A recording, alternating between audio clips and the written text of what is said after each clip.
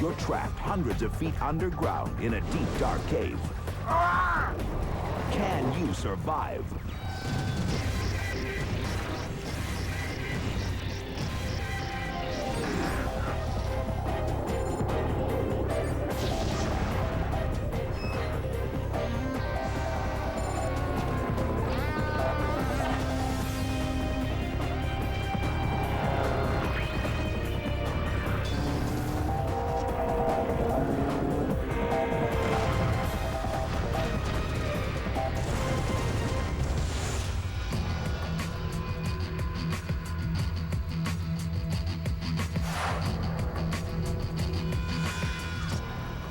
Well, now you've done it. You've gotten yourself into a worst-case scenario. What are you going to do? Rub your lucky rabbit's foot, call a psychic, consult the magic 8-ball? Not good options. I'd recommend getting prepared, and our show is a great place to get started. Exploring a cave requires a great deal of skill. You have to be an expert rock climber, navigator, and above. It's easy to get lost. Tons of solid. But when you get lost, will you know what to do?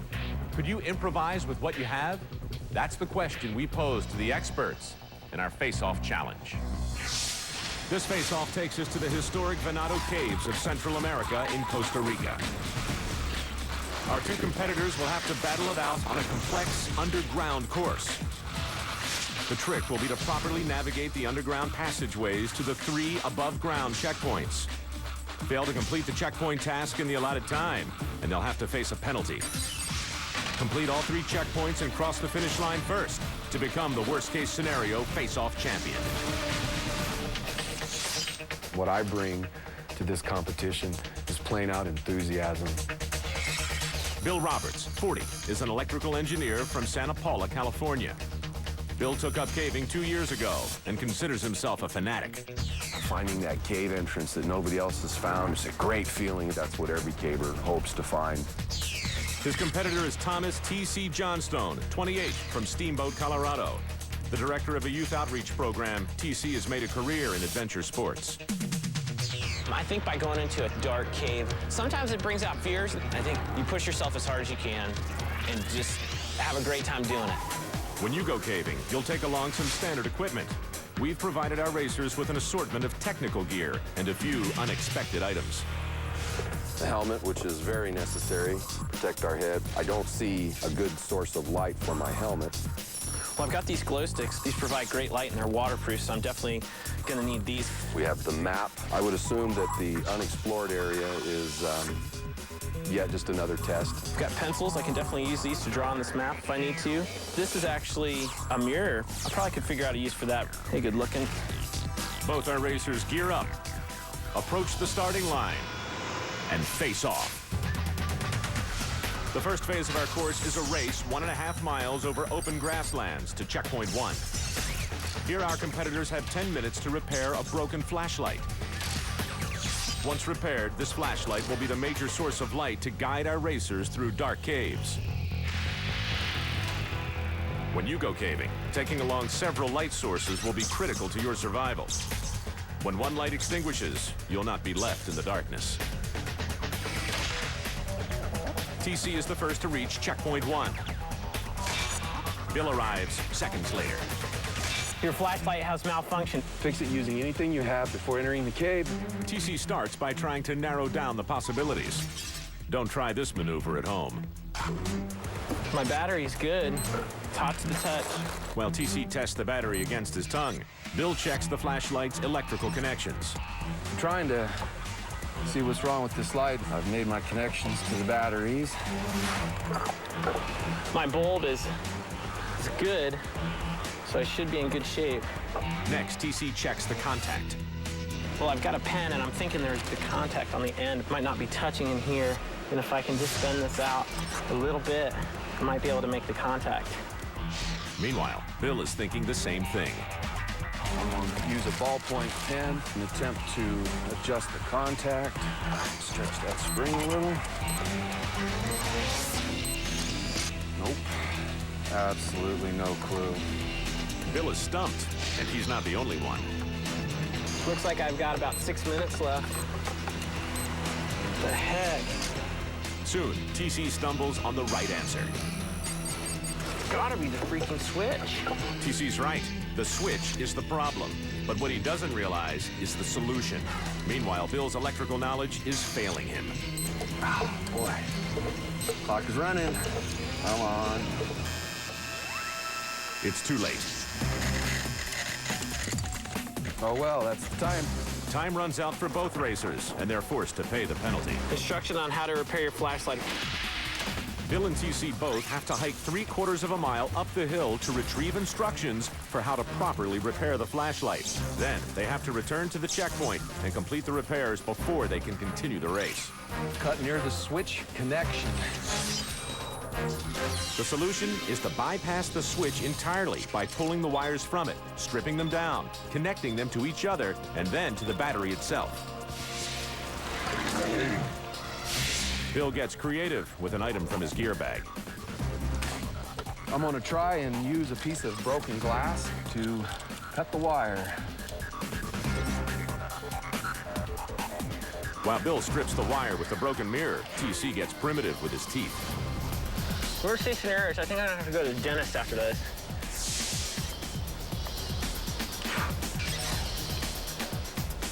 Light. Finally, Bill follows the instructions and gets the circuit completed. Got light. He packs up and heads for the cave and the next checkpoint. Meanwhile, TC gets frustrated as he falls into second place. I'm pissed. Come on. In the next part of Face Off, find out if TC will get his light working and get back in the race. And will Bill be able to face what lies ahead? So the experts in our Face Off competition are frustrated. They've had trouble repairing their most valuable tool, a flashlight, and they haven't had a chance to squeeze into the tunnels of the caves waiting underneath. But that's all about to change in the second leg of our Face Off competition. Part 2 of Face Off takes us back into the Venado Caves of Costa Rica. At checkpoint 1, Bill and TC both faced a penalty scenario when they couldn't repair their broken flashlights within the strict deadline. Both racers hiked through the thick jungle to retrieve instructions detailing how to rewire them. Bill completed his repairs first and made his way into the mouth of the dark cave. Back at checkpoint 1, TC continues to work at fixing the one piece of gear a caver simply can't go without: a flashlight. My opponent's moved on. I feel like I've wasted a ton of time here, and I'm upset with myself about that, but I think I can make up for it. Finally, TC bypasses the broken switch and wires the bulb directly to the battery. We have lights. Cave entrance has got to be in there, so I'm headed that way. Adios! TC enters the cave. Now we're having fun. The historic Venado Cave has 10 miles of underground tunnels leading to 4 separate exits. Using the provided map, our racers will have to navigate correctly to find the exit to checkpoint 2. Deep inside the cave, Bill is ankle deep in cold, rushing water. He follows his map and pushes on towards checkpoint 2. Oh, doing great. I'm in the lead. It's a beautiful cave, very wet. Lots of water, a little bit of crawling, got some banged up knees. Sharp rocks, tight passageways, and rushing water are only some of the hazards cavers encounter on a regular basis. Meanwhile, TC rushes to get his bearings in the cave and catch up with his competitor. But he soon realizes he's not in the cave alone. There's a lot of bat poop up here, which I'm not real stoked on. It's a great way to get really sick. Bats, insects, and tarantulas all thrive in this environment. Bill stays focused and successfully follows the map. He's got the exit to checkpoint 2 in sight. The catch, it requires a vertical climb 20 feet straight up. Looks like it's going to be vertical to the exit. Bill climbs hand over hand, using his body to leverage himself up the incline. When I'm in the cave and I'm hitting on all 8 cylinders, it's worth all the effort and the time and the work and the bruises and the scrapes and the dings that go along with it. Out of the cave, into the jungle. While Bill approaches checkpoint 2, TC arrives at the vertical ascent and starts his climb. Gotta go up. Checkpoint number 2. The racers must go back underground and use the materials in their bags to map out the unexplored section of the cave. Then, they'll return to checkpoint 2 to check their work against the correct version of the map, located in the sealed envelope on the table. Time allotted, 45 minutes. Let's get in there. If the racers fail to draw the map correctly or do not complete the task in the allotted time, they'll face a penalty. As Bill descends back into the cave to explore and draw his map, TC nears the top, determined to make up for lost time. Start the clock. TC reads his instructions and packs up for the next task. Okay, this is where I'm making up my stupid flashlight mistake. Key here. Take deep breaths and go for it. TC picks up the pace as he descends back into the cave, but moving quickly is a hazardous endeavor on the slippery rock. It's a lot further than I thought. Need to be a little more careful on my way back up. That could have gotten me in a lot of trouble. When your spelunking instructor becomes injured, you'll need to know how to draw an effective map in order to find your way back to safety. I will attempt to use the permanent marker. If not, I'll use a grease pencil. Grease pencil can get rubbed off in the bag, though. TC and Bill use their various writing utensils to take notes on the plastic map cover. I was flying around a freaking circle. I knew that was gonna freaking happen. It's easy to get disoriented in the dark. Both racers ignore the glow sticks in their bags, which can be used to mark previously explored sections of the cave. Now we're having fun. Despite his earlier confusion, TC believes he's completed his task and rushes back to checkpoint 2. I always said I went where other people didn't go. TC is now drowned in sweat and cave water. Damn, I don't want to go back down there. I hope it's right. Without a correct version of the map, the racers will not be able to navigate their way to checkpoint 3. No, I took notes inside, but there's a passage that I didn't think was a passage. In his haste to catch up, TC missed an entire system of passageways, and the answer key does not match up to his hand-drawn map. Even though there is time left on the clock, his incorrect map forces him to resort to the penalty scenario. Locate a correct version of the complete map at the bottom of the tight crawl area. TC must go back into the cave and retrace his steps 1 mile. Then he'll have to squeeze through a tight crawl passage to retrieve a complete version of the map. Once TC has the map, he'll be able to navigate to checkpoint 3. Exhausted and covered in mud, Bill emerges from the cave as TC descends to face the difficult penalty scenario. I'm not a great cave mapper. Not even close. Worst case scenario, all right? Bill's map is also incorrect, and he must now face the penalty scenario. In part 3 of Face Off, find out if Bill can muster a second wind. Back in. And if TC can maintain the lead by squeezing his way through the narrow underground passageways. We said tight crawl, they weren't kidding. Up next. When traveling to Mexico, beware if you hear this phrase. Le importaría cruzan la frontera con mi bolsa? Translation, would you mind taking my bag over the border? If you're not careful, you might be making some new amigos in jail. And our face-off competitors take a dangerous turn as they race to the finish line.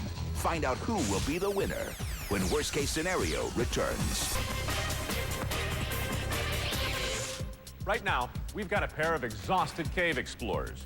They're meeting the unique challenges posed in our subterranean face-off, but their feet are soaking from the streams underground. They've had to maneuver in the dark with bats flying overhead. Right now, they're on their way to the finish line. So let's see who will be the face-off champion.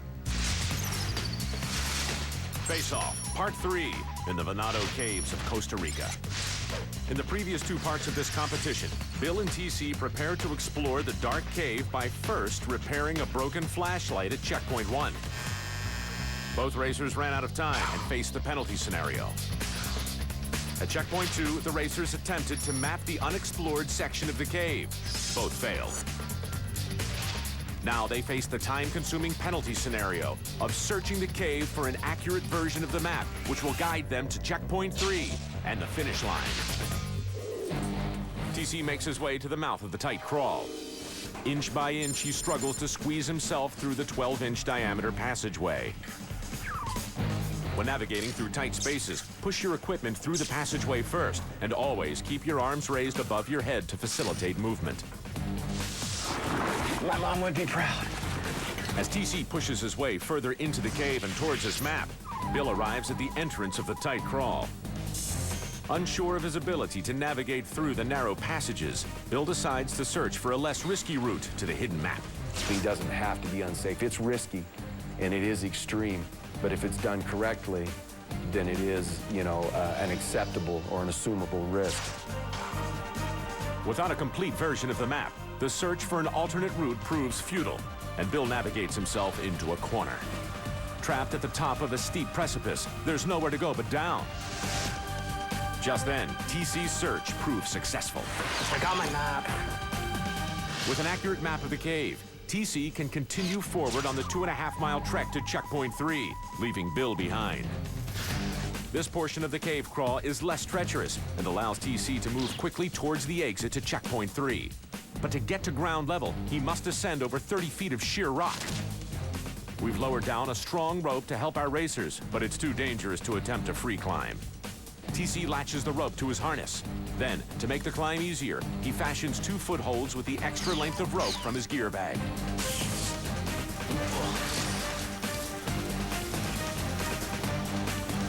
Man, that's a heck of a ascent.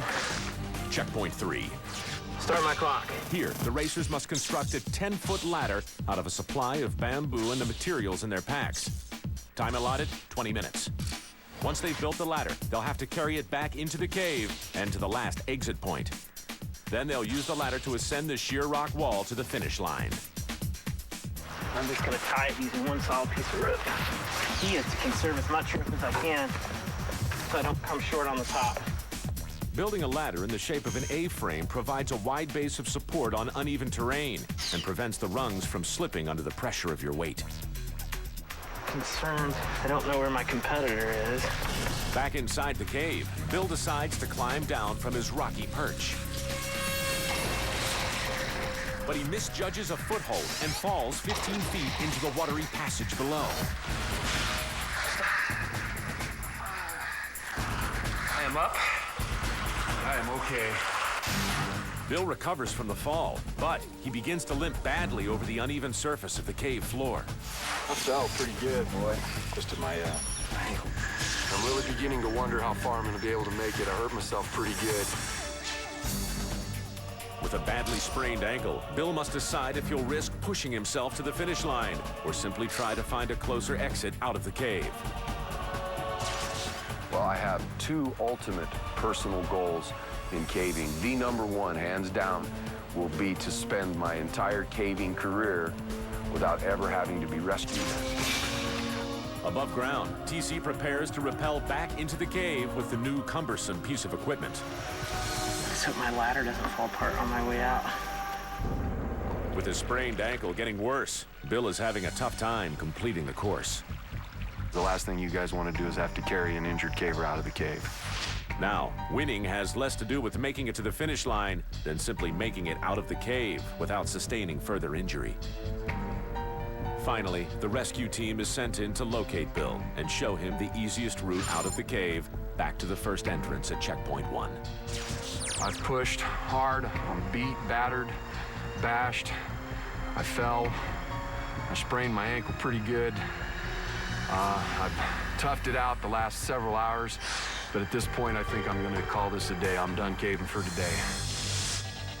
Unaware of what has happened to his competitor, TC faces his final challenge of the race as he arrives at the base of the sheer rock wall that stands between him and the finish line. He sets his ladder, hoping it will support his weight. He grabs the safety lines, pulling himself the rest of the way out of the cave. By the time TC emerges, it's as dark outside as it is inside. He finds one last bit of energy as he crosses the long-awaited finish line. All right, I did it. I won. I'm stoked. I'm definitely proud of what I accomplished today. You know, regardless of whether I won or lost, I'm excited that I finished. That was the biggest part, and it's been just such a blessing to think that I got a chance to come to Costa Rica, do this race, and I finished. Bill manages to limp to the finish line to meet up with TC. I feel that even though I didn't finish the race entirely, the very best part of all, win, lose, or draw, was I got to go caving. And any day caving is a good day. Well, now we know what TC stands for. Talented caver, perhaps. Unfortunately, this time, one of our experts was injured. But considering the distance Bill fell, it could have been a lot worse. Now, he's recovering nicely. That does it for now. Join us next time as we take you to the brink of disaster and then bring you back to safety. Till then, I'm Mike Rowe. Thanks for watching.